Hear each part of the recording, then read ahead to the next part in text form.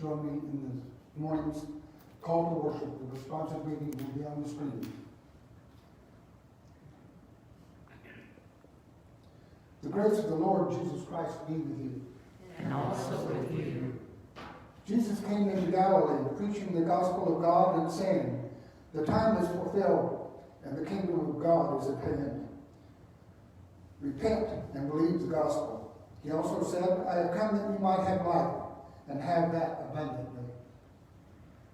We come before God this day, Ash Wednesday, the beginning of Lent, to hear God's word, to confess our sins, and to ask God to strengthen us in our faith, that we might live more holy lives. Now, if you'll please join me in the prayer for illumination. O God, maker of everything, and judge of all that you have made, from the dust of the earth you have formed us, and from the dust of death you would raise us up. By the redemptive power of the cross, create in us clean hearts, and put us a new spirit, that we may repent of our sins and lead lives worthy of your calling. Through Jesus Christ our Lord. Amen. Our first hymn this morning, and you can remain seated if you want, will be "Have Thine Own Way, Lord."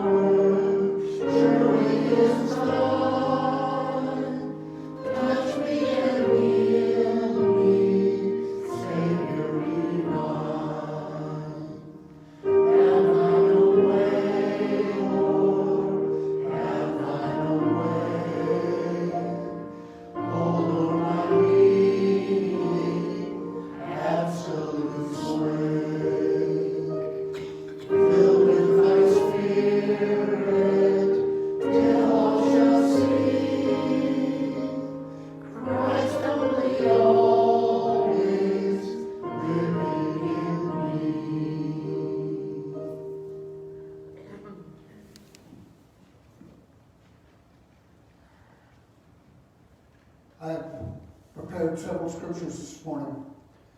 We will start the reading from the book of Psalms, chapter 51, verses 10 through 12. "Create in me a pure heart, O God, and renew a steadfast spirit within me. Do not cast me from your presence, or take your Holy Spirit from me. Restore to me the joy of your salvation, and grant me a willing spirit to sustain me." The next reading will be from the book of Joel, chapter 2, verses 12 through 13. "Even now, declares the Lord, return to me with all your heart, with fasting and weeping and mourning. Rend your heart, not your garments. Return to the Lord your God, for he is gracious and compassionate, slow to anger and abounding in love, and he relents from sending calamity." Our final reading this morning is from 2 Corinthians, chapter 7, verse 10.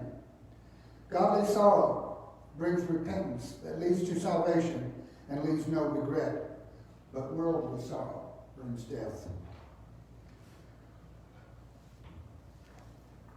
With Ash Wednesday today, we begin the 40 days of preparation and self-examination of Lent. As we move toward the cross and the empty grave, on Ash Wednesday, we are like Isaiah, seeing who we are in light of God's majesty. We are mortal, frail, and dependent. We examine ourselves, allowing God's holy light to reveal our sin, leading us to come in repentance before God. We can be honest about our frailty, about the temptations and weaknesses we face in this life. Ash Wednesday is about recognizing the God who saved us from sin and death. Jesus stared death in the face and won. So with Jesus Christ, we too can stare death in the face and enter into the fullness of life that will not end when our mortal life bodies die. The early Christians observed with great devotion the days of our Lord's passion and resurrection, and it became the custom of the church that before the Easter celebration, there should be a 40-day season of spiritual preparation. During this season, converts to the faith were prepared for holy baptism. It was also a time when persons who had committed serious sins and had separated themselves from the community of faith were reconciled by penance and forgiveness and restored to participation in the life of the church. In this way, the whole congregation was reminded of the mercy and forgiveness proclaimed in the gospel of Jesus Christ and the need that we all have to renew our faith. I invite you today, therefore, in the name of the church, to observe a holy Lent. By self-examination and repentance, by your prayer, fasting, and self-denial, and by reading and meditating on God's holy word. You make a right beginning of repentance, and as a mark of our mortal nature, let us now humble ourselves before our Creator and Redeemer. Before I do the Thanksgiving of the ashes this morning, I'll ask you to come forward. I will mask up. We will do the Thanksgiving. Come with social distance. Take your time. Just, don't crowd together. Make sure that you move with our masks. We want to stay safe. I will be marking you with the ashes on the back of your hand with a new Q-tip for each and every person, so there will be no contact. They suggest that we keep it away from your face because of the COVID. So this is an acceptable practice, and that's the one we will use today. So bow your heads for the Thanksgiving over the ashes. Almighty God, from the dust of the earth you have created us. May these ashes be for us a sign of our mortality and penance, and a reminder that only by your generous gift are we given eternal life through Jesus Christ, our Savior. Amen.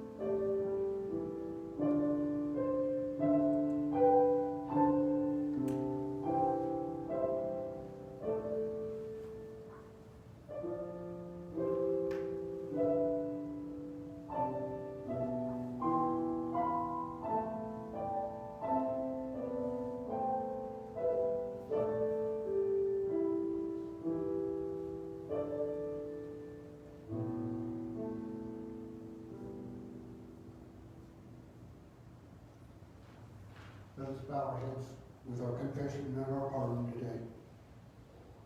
May the Almighty and merciful God, who desires not the death of a sinner, but that we turn from our wickedness and live, that we accept our repentance, forgive our sins, and restore us by the Holy Spirit to the newness of life.